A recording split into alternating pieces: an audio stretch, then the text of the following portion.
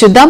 హైడ్రా చర్యలకు సంబంధించి తెలంగాణ హైకోర్టు కీలక వ్యాఖ్యలు చేస్తూ ఈ నెల 27న వెలువరించిన తీర్పు పూర్తి కాపీని విడుదల చేసింది. శాంతా శ్రీరామ్ కంపెనీ దాఖలు చేసిన పిటిషన్పై విచారణ సందర్భంగా గతంలో కోర్టు జారీ చేసిన ఉత్తర్వులను ఉల్లంఘిస్తూ హైడ్రా అధికారులు వ్యవహరించారని హైకోర్టు స్పష్టం చేసింది.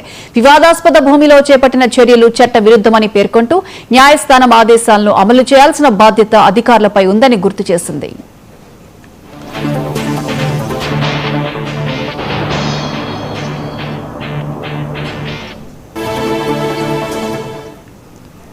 ఈ వ్యవహారంలో కీలక పాత్ర పోషించిన అధికారి రంగనాథ్ ను వీలైనంత త్వరగా బదిలీ చేయాలని, ఆయన స్థానంలో మరో అధికారి నియమించాలని రాష్ట్ర ప్రభుత్వ ప్రధాన కార్యదర్శికి హైకోర్టు ఆదేశాలు జారీ చేసింది.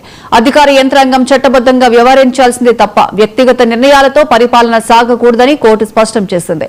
అంతేకాకుండా ప్రజాస్వామ్య వ్యవస్థలో చట్టపరమైన పాలనకే అత్యున్నత స్థానం ఉండాలని, వ్యక్తుల ఆధిపత్యానికి అవకాశం కల్పించడం రాజ్యాంగ స్ఫూర్తికి విరుద్దమని హైకోర్టు వ్యాఖ్యానించింది.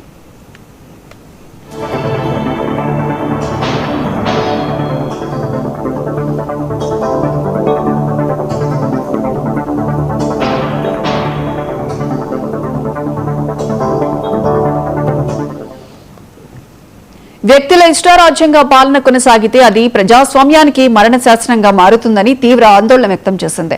ఈ తీర్పు హైడ్రా కార్యకలాపాలతో పాటు ప్రభుత్వ యంత్రాంగం చట్టపరమైన పరిమితుల్లోనే పనిచేయాల్సిన అవసరాన్ని మరోసారి స్పష్టం చేస్తుందనే అభిప్రాయాలు వ్యక్తమవుతున్నాయి.